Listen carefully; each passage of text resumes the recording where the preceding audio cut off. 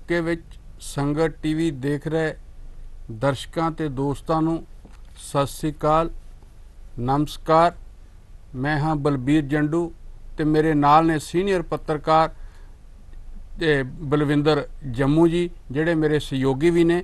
ਤਾਂ ਅਸੀਂ good morning ਸੰਗਤ ਸ਼ੋਅ ਲੈ ਕੇ ਤੁਹਾਡੇ ਸਾਹਮਣੇ ਹਾਜ਼ਰ ਹਾਂ ਤੇ ਇਸ ਸ਼ੋਅ ਦੇ ਵਿੱਚ ਅਸੀਂ ਹਰ ਰੋਜ਼ ਦੀ ਤਰ੍ਹਾਂ ਅੱਜ ਵੀ ਉਹ ਘਟਨਾਵਾਂ, ਉਹ ਖਬਰਾਂ, ਉਹ ਵਰਤਾਰੇ, ਉਹ ਰੁਝਾਨ ਤੁਹਾਡੇ ਨਾਲ ਸਾਂਝੇ ਕਰਾਂਗੇ ਜਿਹੜੇ ਕਿਸੇ ਨਾ ਕਿਸੇ ਤਰ੍ਹਾਂ ਸਾਡੇ ਜੀਵਨ ਨੂੰ ਪ੍ਰਭਾਵਿਤ ਕਰਦੇ ਆ ਔਰ ਤੁਹਾਡੀ ਵੀ ਇਹਨਾਂ ਵਿੱਚ ਦਿਲਚਸਪੀ ਹੁੰਦੀ ਹੈ।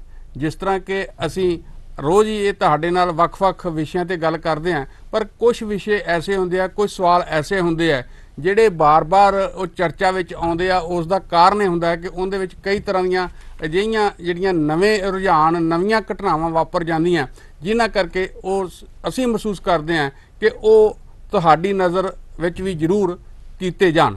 ਤੇ ਜਿਸ ਤਰ੍ਹਾਂ ਸਵੇਰ ਦਾ ਵੇਲਾ ਹੈ, ਤੁਸੀਂ ਆਪੋ ਆਪਣੀ ਜ਼ਿੰਦਗੀ ਦੇ ਕੰਮਾਂ ਕਾਰਾਂ 'ਚ ਜਾਣ ਲਈ ਤਿਆਰੀ ਕਰ ਰਹੇ ਹੋ, ਤਾਂ ਘਰਾਂ ਦੇ ਵਿੱਚ ਜਿਸ ਤਰ੍ਹਾਂ ਸਵੇਰ ਦਾ ਮਾਹੌਲ ਹੁੰਦਾ ਹੈ, ਤੁਸੀਂ ਚਾਹ ਪੀ ਰਹੇ ਹੋਗੇ, ਨਾਸ਼ਤਾ ਕਰ ਰਹੇ ਹੋਗੇ, ਤਾਂ ਉਸ ਸਮੇਂ ਆਮ ਤੌਰ 'ਤੇ ਸਾਡਾ ਜਿਹੜਾ ਸੁਭਾਅ ਸੀ, ਜਿਸ ਤਰ੍ਹਾਂ ਨਾਲ ਟੀਵੀ ਵੇਖਦੇ ਆਂ ਜਾਂ ਪਹਿਲਾਂ ਰੇਡੀਓ ਦਾ ਦੌਰ ਸੀ, ਰੇਡੀਓ ਸੁਣਦੇ ਸੀ, ਅਖਬਾਰਾਂ ਦੇ ਵਿੱਚ ਵੀ ਸਾਡੀ ਦਿਲਚਸਪੀ ਹੁੰਦੀ ਸੀ, ਅਖਬਾਰਾਂ ਦੇਖਦੇ ਸੀ। ਤਾਂ ਹੁਣ ਜਿਸ ਤਰ੍ਹਾਂ ਦਾ ਦੌਰ ਹੈ, ਉਹਦੇ ਵਿੱਚ ਜਿਸ ਤਰ੍ਹਾਂ ਟੀਵੀ ਚੈਨਲ ਹੈ ਜਿਹੜਾ, ਇਹਦੇ 'ਤੇ ਅਸੀਂ ਜ਼ਿਆਦਾ ਸਾਡਾ ਧਿਆਨ ਵੀ ਖਿੱਚਦਾ ਹੈ, ਸੋਸ਼ਲ ਮੀਡੀਆ ਵੀ ਹੈ। ਤਾਂ ਇਹ ਸਾਰਾ ਜਿਹੜਾ ਇਸ ਵੇਲੇ ਰੁਝਾਨ ਬਣਿਆ ਹੋਇਆ ਮੀਡੀਆ ਦੇ ਅੰਦਰ ਵੀ, ਔਰ ਜਿਹੜੀਆਂ ਘਟਨਾਵਾਂ ਵਾਪਰਦੀਆਂ, ਤੇ ਉਹਦੇ ਵਿੱਚ ਸੈਕਿੰਡ ਵੀ ਨਹੀਂ ਲੱਗਦੇ ਕਿ ਹਰ ਗੱਲ ਤੁਹਾਡੇ ਕੋਲ ਜਿਹੜੀ ਹੈ ਪੁੱਜਦੀ ਹੋ ਜਾਂਦੀ ਹੈ। ਤੇ ਸੋ ਅੱਜ ਅਸੀਂ ਗੱਲ ਕਰਾਂਗੇ, ਜਿਸ ਤਰ੍ਹਾਂ ਪਿਛਲੇ ਲੰਮੇ ਸਮੇਂ ਤੋਂ ਭਾਰਤੀ ਜਨਤਾ ਪਾਰਟੀ, ਚਾਹੇ ਪਿਛਲੀਆਂ ਲੋਕ ਸਭਾ ਚੋਣਾਂ ਸੀ, ਚਾਹੇ ਵਿਧਾਨ ਸਭਾ ਚੋਣਾਂ ਸੀ, ਉਹਨਾਂ ਦੀ ਉਦੋਂ ਵੀ ਇਸ ਗੱਲ ਦੀ ਆਵਾਜ਼ ਉੱਠਦੀ ਸੀ ਕਿ ਉਹ ਪੰਜਾਬ ਦੇ ਵਿੱਚ ਇਕੱਲਿਆਂ ਜਿਹੜਾ ਲੜਨਾ ਚਾਹੁੰਦੀ ਹੈ, ਜਾਂ ਜਿਹੜਾ ਸ਼੍ਰੋਮਣੀ ਅਕਾਲੀ ਦਲ ਉਹਨਾਂ ਦਾ ਭਾਈਵਾਲ ਸੀ ਪਹਿਲਾਂ, ਉਸ ਨਾਲ ਉਹ ਚਾਹੁੰਦੇ ਸੀ ਕਿ ਅੱਧੀਆਂ ਸੀਟਾਂ ਤੇ ਜਿਹੜੀ ਚੋਣ ਹੈ ਲੜੀ ਜਾਵੇ। ਪਰ ਜਿਸ ਤਰ੍ਹਾਂ ਸਾਰੇ ਕਿਸਾਨ ਅੰਦੋਲਨ ਨੇ ਸਮੁੱਚੀ ਪੰਜਾਬ ਦੀ ਸਿਆਸਤ ਨੂੰ ਬਹੁਤ ਪ੍ਰਭਾਵਿਤ ਕੀਤਾ ਤੇ ਉਸ ਦੇ ਕਾਰਨ ਸ਼੍ਰੋਮਣੀ ਅਕਾਲੀ ਦਲ ਤੇ ਭਾਜਪਾ ਵਿਚਲਾ ਜਿਹੜਾ 25 ਸਾਲ ਪੁਰਾਣਾ ਗੱਠਜੋੜ ਸੀ, ਉਹ ਟੁੱਟ ਗਿਆ। ਤੇ ਹੁਣ ਭਾਜਪਾ ਨੇ ਕੱਲ ਜਿਹੜਾ ਆਪਣੇ ਅਫੀਸ਼ੀਅਲ ਤੌਰ ਤੇ ਪਾਰਟੀ ਵੱਲੋਂ ਇਹ ਐਲਾਨ ਕਰ ਦਿੱਤਾ ਗਿਆ ਕਿ ਉਹ ਪੰਜਾਬ ਦੀਆਂ ਜਿਹੜੀਆਂ 2022 ਚ ਵਿਧਾਨ ਸਭਾ ਚੋਣਾਂ ਹੋਣੀਆਂ, ਉਹਦੇ ਵਿੱਚੋਂ ਸਾਰੀਆਂ ਸੀਟਾਂ ਤੇ ਚੋਣ ਲੜਨਗੇ। ਜੰਮੂ ਜੀ, ਇਹਦੇ ਬਾਰੇ ਤੁਹਾਨੂੰ ਕੀ ਲੱਗਦਾ ਹੈ ਕਿ ਜਿਸ ਤਰ੍ਹਾਂ ਭਾਰਤੀ ਜਨਤਾ ਪਾਰਟੀ ਨੇ ਫੈਸਲਾ ਕੀਤਾ, ਉਸ ਤੋਂ ਬਾਅਦ ਇਹ ਕੀ ਸਥਿਤੀ ਬਣ ਰਹੀ ਹੈ? ਦੇਖੋ, ਭਾਰਤੀ ਜਨਤਾ ਪਾਰਟੀ ਨੇ ਕਾਫੀ ਚਿਰ ਤੋਂ ਇਸ ਗੱਲ ਬਾਰੇ ਚਰਚਾ ਹੁੰਦੀ ਸੀ। ਪਹਿਲਾਂ ਉਹਨਾਂ ਅਕਾਲੀ ਦਲ ਨਾਲ ਜਿਹੜਾ ਗੱਠਜੋੜ ਸੀਗਾ, ਉਹਦੇ 'ਚ 2-4 ਵਾਰੀ ਸੀਟਾਂ ਵਧਾਉਣ ਲਈ ਬੜਾ ਯਤਨ ਕੀਤਾ। ਉਹਨਾਂ ਕੋਲ ਦੇਖੋ 3 ਲੋਕ ਸਭਾ ਹਲਕੇ ਨੇ, ਇੱਕ ਗੁਰਦਾਸਪੁਰ ਹੈ, ਇੱਕ ਅੰਮ੍ਰਿਤਸਰ ਹੈ, ਇੱਕ ਹੁਸ਼ਿਆਰਪੁਰ ਹੈ। ਇਹ ਤਿੰਨਾਂ ਤੇ ਉਹ ਚੋਣ ਲੜਦੀ ਹੈ। ਇਸੇ ਤਰੀਕੇ ਨਾਲ ਉਹਨਾਂ ਕੋਲ 23 ਵਿਧਾਨ ਸਭਾ ਸੀਗੇ, ਹਲਕੇ ਸੀਗੇ ਜਿਹੜੇ ਗੱਠਜੋੜ ਦੇ ਵਿੱਚ ਪਿਛਲੀ ਜਿਹੜੀਆਂ। ਹਾਂਜੀ, ਹੁਣ ਤਾਂ ਇਸ ਵਾਰ ਤਾਂ 2 ਹੀ ਹੈ ਜੰਮੂ ਜੀ। ਹਾਂਜੀ, ਉਹਨਾਂ ਨੂੰ 2 ਆਏ, ਮਤਲਬ ਹਲਕੇ ਤਾਂ ਉਹਨਾਂ ਨੂੰ ਇਹ 3 + 23 ਇਹ ਹੈ ਉਹਨਾਂ ਦੀ ਜਿਹੜੀ ਪਹਿਲੀ ਹੈਗੀ। ਹਾਂਜੀ, ਹੁਣ ਕਿਉਂਕਿ ਸ਼੍ਰੋਮਣੀ ਅਕਾਲੀ ਦਲ ਨੇ ਜਿਹੜਾ ਉਹ ਗੱਠਜੋੜ ਚੋਂ ਬਾਹਰ ਆ ਗਿਆ ਤੇ ਸਰਕਾਰ ਚੋਂ ਵੀ ਬਾਹਰ ਆ ਗਿਆ, ਇੱਕ ਨਵੀਂ ਸਥਿਤੀ ਪੈਦਾ ਹੋ ਗਈ ਹੈ। ਤੇ ਉਹਦੇ ਨਾਲ ਇੱਕ ਗੱਲ ਜਿਹੜੀ ਹੈ, ਬੀਜੇਪੀ ਦਾ ਪਿਛਲੇ ਸਮੇਂ ਤੋਂ ਕਾਫੀ ਦੇਰ ਤੋਂ ਇਸ ਤਰੀਕੇ ਦਾ ਮਨਸ਼ਾ ਸੀਗਾ ਕਿ ਉਹ ਇੰਡੀਪੈਂਡੈਂਟ ਆਪਣੇ ਤੌਰ ਤੇ ਚੋਣ ਲੜਨਾ ਚਾਹੁੰਦੇ ਪੰਜਾਬ ਦੇ ਵਿੱਚ। ਪਰ ਇੰਡੀਪੈਂਡੈਂਟ ਚੋਣ ਲੜਨ ਲਈ ਜੋ ਕੁਝ ਕਿਸੇ ਪਾਰਟੀ ਕੋਲ ਚਾਹੀਦਾ, ਕੋਈ ਧਿਰ ਕੋਲ ਚਾਹੀਦਾ, ਉਹ ਉਹਨਾਂ ਕੋਲ ਸਾਰਾ ਉਸ ਕਿਸਮ ਦਾ ਆਧਾਰੀ ਢਾਂਚਾ ਨਹੀਂ ਹੈਗਾ, ਨਾ ਹੀ ਉਹਨਾਂ ਦੀ ਸਾਰੇ ਪੰਜਾਬ ਦੇ ਵਿੱਚ ਪ੍ਰੈਜ਼ੈਂਸ ਹੈ। ਪਿਛਲੇ ਸਮੇਂ ਦੇ ਵਿੱਚ ਉਹਨਾਂ ਨੇ ਪੇਂਡੂ ਇਲਾਕਿਆਂ ਦੇ ਵਿੱਚ ਕਾਫੀ ਇੰਟਰਵੈਨ ਕੀਤਾ, ਹੇਠਲੇ ਪੱਧਰ ਤੇ ਵੀ ਜਾਣ ਦੀ ਕੋਸ਼ਿਸ਼ ਕੀਤੀ, ਕੁਝ ਇਕਾਈਆਂ ਵੀ ਸਥਾਪਿਤ ਕੀਤੀਆਂ, ਕੁਝ ਐਜੂਕੇਸ਼ਨ ਦੇ ਮਾਮਲੇ 'ਚ ਵੀ ਜਿਹੜੀਆਂ ਵੱਖਰੀ ਕਿਸਮ ਦੇ ਪਿੰਡਾਂ ਦੇ ਵਿੱਚ ਵੱਖਰੀ ਕਿਸਮ ਦੇ ਉਹਨਾਂ ਨੇ ਪਾਠਸ਼ਾਲਾ ਖੋਲੀਆਂ। ਹਾਂਜੀ, ਪਰ ਜਿਹੜੇ ਹੁਣ ਪਿਛਲੇ ਸਮੇਂ ਦੇ ਵਿੱਚ 3 ਖੇਤੀ ਕਾਨੂੰਨ ਆਇਆ, ਚੌਥਾ ਬਿਜਲੀ ਐਕਟ ਆਇਆ, ਇਹ ਸਾਰਾ ਕੁਝ ਜਿਹੜਾ ਆਇਆ, ਇਹਨਾਂ ਨੇ ਪੇਂਡੂ ਜਨਤਾ, ਜਿਹੜੀ ਪੇਂਡੂ ਲੀਡਰਸ਼ਿਪ ਹੈ, ਪਿੰਡਾਂ ਦੇ ਵਿੱਚ ਜਿਹੜੇ ਐਸਪੀਰੈਂਟ ਸੀਗੇ, ਉਤਸ਼ਾਹ ਕਿਸਮ ਦੇ ਲੋਕ ਸੀਗੇ, ਉਹਨਾਂ ਦਾ ਸੀ ਵੀ ਸ਼ਾਇਦ ਸੱਤਾ ਜਿਹੜੀ ਹੈ ਉਹ ਬੀਜੇਪੀ ਦੇ ਵਿੱਚ ਜਾ ਕੇ ਪ੍ਰਾਪਤ ਕੀਤੀ ਜਾ ਸਕਦੀ ਹੈ। ਇਸ ਕਿਸਮ ਦਾ ਜਿਨ੍ਹਾਂ ਨੂੰ ਅਕਾਲੀ ਦਲ 'ਚ ਕੋਈ ਥਾਂ ਮਿਲਦੀ ਸੀ, ਨਾ ਆਮ ਆਦਮੀ ਪਾਰਟੀ, ਨਾ ਕਾਂਗਰਸ 'ਚ ਕੋਈ ਜਗ੍ਹਾ ਮਿਲੀ, ਨਾ ਖੱਬੀਆਂ ਪਾਰਟੀਆਂ 'ਚ ਕਿਤੇ ਜਗ੍ਹਾ ਮਿਲੀ, ਨਾਲੇ ਸੱਤਾ ਜਿਹੜੀ ਪ੍ਰਾਪਤ ਕਰਨੀ ਹੈ ਨਾ, ਉਹਨਾਂ ਦਾ ਸੀ ਵੀ ਹੁਣ ਬੀਜੇਪੀ 'ਚ ਜਾ ਕੇ ਕੀਤੀ ਜਾਵੇ। ਕਈ ਲੋਕ ਬੀਜੇਪੀ ਦੇ ਵਿੱਚ ਗਏ, ਪਰ ਪਿਛਲੇ ਸਮੇਂ ਦੇ ਵਿੱਚ ਜਿਹੜਾ ਕਿਸਾਨੀ ਦਾ ਅੰਦੋਲਨ ਚੱਲਿਆ ਨਾ, ਉਸ ਅੰਦੋਲਨ ਨੇ ਜਿਹੜਾ ਇਸ ਪਾਰਟੀ ਨੂੰ ਲੋਕਾਂ ਤੋਂ ਵੱਖ ਕਰਤਾ। ਇਹ ਦੁਬਾਰਾ ਫਿਰ ਸ਼ਹਿਰਾਂ ਦੀ ਪਾਰਟੀ ਹੀ ਬਣ ਕੇ ਰਹਿ ਗਈ ਹੈ। ਪਰ ਜਮੂ ਜੀ ਇਹ ਗੱਲ ਆ ਰਹੀ ਹੈ ਕਿ ਜਿਸ ਤਰ੍ਹਾਂ ਹੁਣ ਕਿਸਾਨਾਂ ਨਾਲ ਗੱਲਬਾਤ ਸ਼ੁਰੂ ਕੀਤੀ ਹੈ, ਕਿਸਾਨ ਜਥੇਬੰਦੀਆਂ ਨਾਲ, ਪੰਜਾਬ ਦੀਆਂ ਨਾਲ, ਤਾਂ ਉਹਦੇ ਵਿੱਚ ਇਸ ਤਰ੍ਹਾਂ ਦੀ ਚਰਚਾ ਸ਼ੁਰੂ ਹੋ ਗਈ ਹੈ ਕਿ ਹੋ ਸਕਦਾ ਹੈ ਕਿ ਭਾਰਤੀ ਜਨਤਾ ਪਾਰਟੀ ਪੰਜਾਬ ਦੀ ਰਾਜਨੀਤੀ ਨੂੰ ਦੇਖਦਿਆਂ ਹੋਇਆਂ ਪੰਜਾਬ ਦੇ ਕਿਸਾਨਾਂ ਨਾਲ ਕੋਈ ਇਸ ਤਰ੍ਹਾਂ ਦਾ ਸਮਝੌਤਾ ਕਰੇ ਜਿਸ ਨਾਲ ਪਾਰਟੀ ਨੂੰ ਜਿਹੜੀ ਪੇਂਡੂ ਖੇਤਰ 'ਚ ਵੀ ਆਧਾਰ ਮਿਲੇ। ਔਰ ਜਿਸ ਤਰ੍ਹਾਂ ਉਹਨਾਂ ਦੇ ਜਿਹੜੇ ਤਰਨ ਚੁੱਘ ਹੈ ਜਨਰਲ ਸੈਕਟਰੀ, ਉਹਨਾਂ ਨੇ ਗੱਲ ਕਹੀ ਵੀ ਹੈ ਕਿ ਅਸੀਂ ਜਿਹੜੇ ਪੰਜਾਬ ਦੇ 23,000 ਬੂਥ ਹੈ ਉਹਨਾਂ ਤੇ ਆਪਣਾ ਜਿਹੜਾ ਢਾਂਚਾ ਹੈਗਾ, ਜਥੇਬੰਦਕ ਢਾਂਚਾ, ਉਹ ਕਾਇਮ ਕਰਨ ਦੇ ਲਈ ਅਸੀਂ ਤਿਆਰੀਆਂ ਸਾਰੀਆਂ ਜਿਹੜੀਆਂ ਉਹ ਸ਼ੁਰੂ ਕਰ ਦਿੱਤੀਆਂ ਹੈਗੀਆਂ। ਤੇ ਉਸ ਸਥਿਤੀ ਦੇ ਵਿੱਚ ਜੇ ਇਹ ਸਾਰਾ ਕੁਝ ਵਾਪਰਦਾ ਹੈ ਤਾਂ ਇਸ ਪੰਜਾਬ ਦੀ ਰਾਜਨੀਤੀ 'ਚ ਇੱਕ ਨਵੀਂ ਕਿਸਮ ਦੀ ਨਹੀਂ ਹੋਏਗੀ ਤਬਦੀਲੀ? ਦੇਖੋ, ਉਹ ਤਬਦੀਲੀ ਲਈ ਬੀਜੇਪੀ ਲੀਡਰਸ਼ਿਪ ਜਿਹੜੀ ਪੂਰਾ ਜ਼ੋਰ ਲਾ ਰਹੀ ਹੈ ਤੇ ਉਹਨਾਂ ਨੇ 19 ਤਰੀਕ ਨੂੰ ਪੰਜਾਬ ਦੇ 10 ਜ਼ਿਲ੍ਹਿਆਂ ਦੇ ਵਿੱਚ ਦਫ਼ਤਰ ਖੋਲ੍ਹਣੇ ਆ। ਇਹ ਇੱਕ ਕਦਮ ਹੈ। ਦਫ਼ਤਰ ਜਦੋਂ ਖੋਲਣਗੇ ਉਦੋਂ ਕਿਸ ਕਿਸਮ ਦੀ ਸਥਿਤੀ ਹੋਏਗੀ? ਜੇਪੀ ਨੱਡਾ ਮਿਸ਼ਨ ਵੀ ਕਹਿ ਦਿੱਤਾ ਜਾਂਦਾ, 22 ਦੀਆਂ ਚੋਣਾਂ ਜੇਪੀ ਨੱਡਾ ਮਿਸ਼ਨ ਵੀ ਅਸੀਂ ਇੱਥੇ ਸਰਕਾਰ ਬਣਾਉਣੀ, ਇਹ ਇਹਨਾਂ ਦਾ ਕਹਿਣਾ ਹੈਗਾ। ਸਰਕਾਰ ਬਣਾਉਣੀ ਤਾਂ ਬੜੀ ਦੂਰ ਦੀ ਹੈ। ਅਜੇ ਜਿਹੜੇ ਉਹਨਾਂ ਦੇ ਆਪਣੇ ਆਗੂਆਂ ਦੇ ਪਿਛਲੇ 20 25 ਦਿਨਾਂ ਤੋਂ ਮਹੀਨੇ ਤੋਂ ਘਰਾਓ ਹੋ ਰਿਹਾ ਉਹ ਜਾਰੀ ਨੇ, ਅੰਦੋਲਨ ਜਾਰੀ ਹੈ। ਇਸ ਅੰਦੋਲਨ ਦੇ ਦੌਰਾਨ ਜਿਹੜਾ ਪੰਜਾਬ ਦੇ ਵਿੱਚ ਬੀਜੇਪੀ ਦਾ ਚਿਹਰਾ ਗਿਆ ਉਹ ਕਿਸਾਨ ਵਿਰੋਧੀ, ਦੁਕਾਨਦਾਰ ਵਿਰੋਧੀ, ਮਤਲਬ ਸਾਰੇ ਜਿਹੜੇ ਫਿਰਕੇ ਆ ਪੰਜਾਬ ਦੇ ਸਾਰੇ ਵਰਗ ਜਿਹੜੇ ਆ ਉਹਨਾਂ ਦੇ ਖਿਲਾਫ ਮਤਲਬ ਗਿਆ। ਤੇ ਉਹਦੇ ਵਿੱਚ ਜਿਹੜੀ ਕਿਸਾਨਾਂ ਨੂੰ ਹਰੇਕ ਫਿਰਕੇ ਨੇ ਜਿਹੜੇ ਆ, ਹਰੇਕ ਮੁਲਾਜ਼ਮ ਤੋਂ ਲੈ ਕੇ ਵੱਡੇ ਬੁੱਧੀਜੀਵੀਆਂ ਤੱਕ, ਡਾਕਟਰਾਂ ਤੱਕ, ਸਾਰਿਆਂ ਨੇ ਉਹਨਾਂ ਦੀ ਮਦਦ ਕੀਤੀ ਹੈ, ਉਹਨਾਂ ਦੀ ਪਿੱਠ ਦੇ ਆਏ ਆ। ਮਤਲਬ ਕੋਈ ਐਸਾ ਏਰੀਆ ਨਹੀਂ ਪਰ ਜਮੂ ਜਿਸ ਤਰ੍ਹਾਂ ਗੱਲਬਾਤ ਚੱਲੀ ਹੈ, ਜੇ ਕੋਈ ਇਸ ਤਰ੍ਹਾਂ ਦਾ ਫੈਸਲਾ ਕਿਸਾਨੀ ਦੇ ਹੱਕ 'ਚ ਕੋਈ ਉਹ ਕਰ ਲੈਂਦੇ ਆ ਤਾਂ ਕੀ ਉਹਦਾ ਅਸਰ ਨਹੀਂ ਪਏਗਾ? ਦੇਖੋ, ਅਸਰ ਲਾਜ਼ਮੀ ਪਏਗਾ, ਪਰ ਜਿਹੜੀ ਬਦਨਾਮੀ ਹੋਈ ਹੁਣ ਤੱਕ, ਜਿਹੜੇ ਲੋਕ ਇਹਨਾਂ ਤੋਂ ਦੂਰ ਗਏ ਆ, ਉਹ ਦੁਬਾਰਾ ਏਡੀ ਜਲਦੀ ਇਹਨਾਂ ਦੇ ਨਾਲ ਨਹੀਂ ਆਉਣਗੇ। ਉਹ ਗੱਲ ਜਿਹੜੀ ਇਹਨਾਂ ਦੀ ਚੱਲਦੀ ਹੈ। ਵੀ ਜੁੜ ਗਏ। ਹਾਂਜੀ, ਹੈਲੋ, ਸਤਿ ਸ਼੍ਰੀ ਅਕਾਲ ਜੀ। ਸਤਿ ਸ਼੍ਰੀ ਅਕਾਲ। ਆਪਾਂ ਜਾਨਵਰ ਵੀ ਨਹੀਂ ਛੱਡੇ, ਆਪਾਂ ਪਸ਼ੂ ਪੰਛੀ ਵੀ ਛੱਡੇ, ਅੰਡੇ ਵੀ ਛੱਡੇ, ਇਨਫੈਕਸ਼ਨ ਜੋ ਸਾਰੇ ਲੋਕ ਇੰਜੈਕਸ਼ਨ ਅਸੀਂ ਉਹਨਾਂ ਸਾਰੇ ਖਤਮ, ਤੇ ਪ੍ਰਾਲਾ ਵੀ ਖਤਮ, ਪ੍ਰਾਲਾ ਵੀ ਸਭ ਕੁਝ ਖਤਮ ਹੋ ਜਾਣਾ। ਇਹ ਸਿਆਣੇ ਜੋ ਜਿੰਦੇ ਸਭ ਬਿਮਾਰ ਕਰ ਦੇਣੇ। ਹੁਣ ਤਾਂ ਬ੍ਰਿਟਨ ਦੇ ਵਿੱਚ ਜੌਨ ਹੈਨਕੌਕ ਹੈਗਾ, ਉਹ ਨਾਂ ਹੈਨਕੌਕ, ਉਹ ਮੁਰਗੇ ਦੇ ਇੰਜੈਕਸ਼ਨ ਲਵਾਉਣੇ ਉਹਨੇ, ਲਿਖਿਆ ਹੋਪਕਿਨ, ਉਹ ਕਹਿੰਦੇ ਅਮਨ ਗਿਵ ਯੂ ਹੋਪ, ਤੇ ਕਾ ਟਾਈਮ ਬੈਮ ਉਹ ਕਹਿੰਦਾ। ਠੀਕ ਹੈ, ਤੁਸੀਂ ਨਾ ਅਸਲ 'ਚ ਭਾਜੀ ਇਹ ਹੈਗਾ, ਅਸੀਂ ਜਿਹੜੀ ਗੱਲ ਕਰ ਰਹੇ, ਤੁਸੀਂ ਇਹਦੇ ਬਾਰੇ ਤੁਹਾਡਾ ਕੋਈ ਸਵਾਲ ਹੈ ਜਾਂ ਤੁਸੀਂ ਇਹਦੇ ਬਾਰੇ ਕੋਈ ਗੱਲ ਕਰਨੀ ਤਾਂ ਦੱਸੋ। ਇਹ ਜਿਹੜਾ ਤੁਹਾਡਾ ਆਪਾਂ ਕਹਿੰਦੇ ਕਿਸਾਨ ਤੇ ਜਵਾਨ ਤੇ ਇਨਸਾਫ ਅਜੇ ਤੱਕ ਕਿਸੇ ਨੂੰ ਨਹੀਂ ਮਿਲਿਆ। ਇਹ ਕਲਯੁਗ ਕੋਲ ਕਲਯੁਗ। ਇਹ ਸ਼ੁਰੂ ਤੋਂ ਇਹ ਆਪਣੇ 4 ਯੁੱਗ, 4 ਵੇਦ, 4 ਦਿਨ, 4 ਵਰਨ, ਉਹਨਾਂ 4 ਦੁਆ, ਅਸੀਂ ਸਾਰੇ ਤੇ ਮਾਂ ਬਚਾ ਹੀ ਸਾਡੇ। ਠੀਕ ਹੈ ਭਾਜੀ, ਅਸੀਂ ਤੁਹਾਡੀ ਗੱਲ ਨੂੰ ਅੱਗੇ ਵਧਾਉਣੇ ਆ। ਧੰਨਵਾਦ। ਸਤਿ ਸ਼੍ਰੀ ਅਕਾਲ। ਸਤਿ ਸ਼੍ਰੀ ਅਕਾਲ।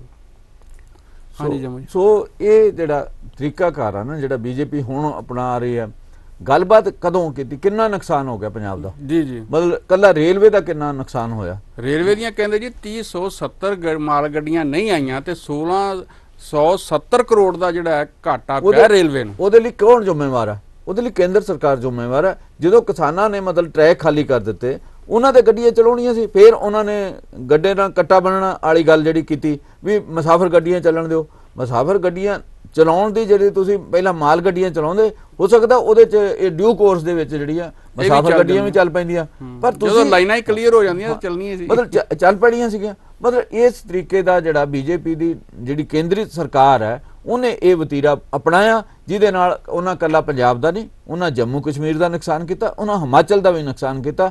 ਅਜੇ ਤੱਕ ਕਿਹੜੇ ਸੂਬੇ ਤੋਂ ਇਹਨਾਂ ਨੇ ਮਤਲਬ ਸੂਬਾ ਸਰਕਾਰ ਤੋਂ ਇਸ ਕਿਸਮ ਦੀ ਗਰੰਟੀ ਲਈ ਹੈ ਵੀ ਸਾਡੇ ਜਿਹੜੀ ਗੱਡੀ ਲੰਘੇ ਉਹਦੇ ਵਿੱਚੋਂ ਉਹਦੇ ਜਿਹੜਾ ਅਮਲਾ ਹੈ ਉਹਨੂੰ ਕੋਈ ਸੱਟ ਪੇੜ ਨਾ ਲੱਗੇ? ਦੇਸ਼ ਦੇ ਕਿਸੇ ਹਿੱਸੇ 'ਚੋਂ ਲਈ ਆ?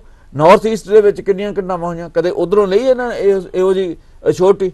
ਮਤਲਬ ਇਹ ਕਹਿ ਦੇਣਾ ਮਤਲਬ ਵੀ ਪੰਜਾਬ ਸਰਕਾਰ ਜ਼ਿੰਮੇਵਾਰੀ, ਪੰਜਾਬ ਸਰਕਾਰ ਇਦਾਂ ਨਹੀਂ ਲੱਗ ਰਿਹਾ ਕਿ ਜਿਹੜਾ ਵਤੀਰਾ ਹੈਗਾ ਉਹ ਸਾਰਾ ਜਿਹੜੀ ਇੱਥੇ ਉਹਨਾਂ ਨੇ ਰਾਜਨੀਤੀ ਕਰਨੀ ਹੈ ਪੰਜਾਬ 'ਚ, ਜਿਸ ਤਰ੍ਹਾਂ ਪਹਿਲਾਂ ਬਿਹਾਰ 'ਚ ਸੀ, ਕਿ ਉਸੇ ਨੂੰ ਹੀ ਰੱਖ ਕੇ ਮੁੱਖ ਸਾਰਾ ਕੁਝ ਕੀਤਾ ਜਾ ਰਿਹਾ?